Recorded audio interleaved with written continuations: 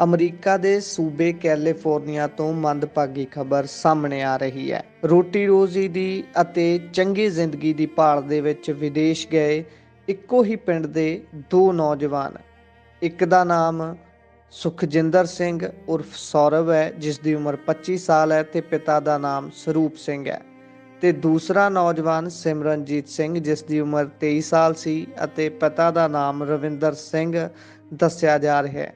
ਇਹ ਦੋਵੇਂ ਨੌਜਵਾਨ ਦਸੂਹਾ ਦੇ ਨੇੜਲੇ ਪਿੰਡ ਟਿਰਕੀਆਣਾ ਦੇ ਰਹਿਣ ਵਾਲੇ ਸਨ। ਇਹ ਦੋਵੇਂ ਨੌਜਵਾਨ ਹੁਣ ਤੋਂ ਕਰੀਬ 2 ਸਾਲ ਪਹਿਲਾਂ ਅਮਰੀਕਾ ਗਏ ਅਤੇ ਦੋਵੇਂ ਦੋਸਤ ਇੱਕੋ ਹੀ ਟਰੱਕ ਚਲਾਉਂਦੇ ਸਨ। ਦੋਵੇਂ ਦੋਸਤ ਇੱਕੋ ਟਰੱਕ ਚਲਾਉਂਦੇ ਸਨ ਅਤੇ ਉਸੇ ਹੀ ਟਰੱਕ ਦਾ ਇੱਕ ਭਿਆਨਕ ਹਾਦਸਾ ਹੋਇਆ ਜਿਸ ਦੇ ਵਿੱਚ ਇਹ ਦੋਵੇਂ ਨੌਜਵਾਨ ਇਸ ਸੰਸਾਰ ਨੂੰ ਅਲਵਿਦਾ ਆਖੇ ਨੇ। ਇਹ ਹਾਦਸਾ 7 ਮਾਰਚ ਨੂੰ ਵਾਪਰਿਆ ਦੱਸਿਆ ਜਾ ਰਿਹਾ ਹੈ। ਟਰਕੀਆਣਾ ਪਿੰਡ ਜਿਹੜਾ ਕਿ ਦਸੂਹੇ ਦੇ ਨਜ਼ਦੀਕ ਪੈਂਦਾ ਹੈ, ਇਹ ਦੋਨੋਂ ਨੌਜਵਾਨ ਉਸੇ ਪਿੰਡ ਦੇ ਵਸਨੀਕ ਸਨ।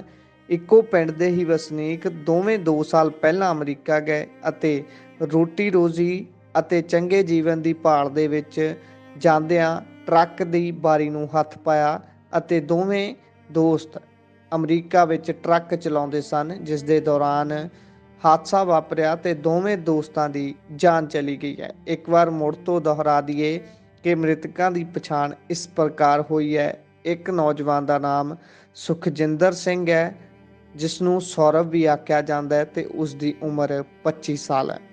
ਉਹਨਾਂ ਦੇ ਪਿਤਾ ਦਾ ਨਾਮ ਸਰੂਪ ਸਿੰਘ ਹੈ ਤੇ ਦੂਸਰੇ ਨੌਜਵਾਨ ਦਾ ਨਾਮ ਸਿਮਰਨਜੀਤ ਸਿੰਘ ਹੈ ਜਿਸ ਦੀ ਉਮਰ 23 ਸਾਲ ਦੱਸੀ ਜਾ ਰਹੀ ਹੈ ਤੇ ਉਹਨਾਂ ਦੇ ਪਿਤਾ ਦਾ ਨਾਮ ਰਵਿੰਦਰ ਸਿੰਘ ਦੱਸਿਆ ਜਾ ਰਿਹਾ ਹੈ। ਹਰ ਰੋਜ਼ ਆਏ ਦਿਨ ਗੱਲ ਹੁੰਦੀ ਹੈ ਕਿ ਪੰਜਾਬ ਦੇ ਵਿੱਚੋਂ ਜਾਂ ਭਾਰਤ ਦੇ ਵਿੱਚੋਂ ਵੱਡੀ ਗਿਣਤੀ ਨੌਜਵਾਨ ਅਤੇ ਹਰ ਵਰਗ ਦੇ ਲੋਕ ਪ੍ਰਵਾਸ ਕਰ ਰਹੇ ਨੇ ਰੋਜ਼ੀ ਰੋਟੀ ਦੀ ਭਾਲ ਦੇ ਵਿੱਚ, ਚੰਗੇ ਜੀਵਨ ਦੀ ਭਾਲ ਦੇ ਵਿੱਚ।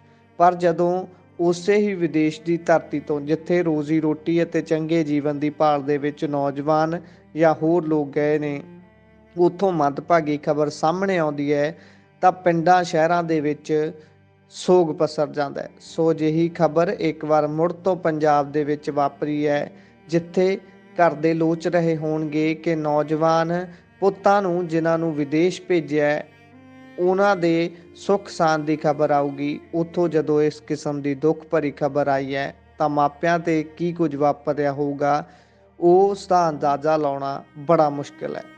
ਸੋ ਇਹ ਖਬਰ ਅਮਰੀਕਾ ਦੇ ਸੂਬੇ ਕੈਲੀਫੋਰਨੀਆ ਤੋਂ ਸਾਹਮਣੇ ਆਈ ਹੈ, ਜਿੱਥੇ ਸੜਕ ਹਾਦਸੇ ਦਾ ਸ਼ਿਕਾਰ ਇੱਕੋ ਪਿੰਡ ਦੇ ਦੋ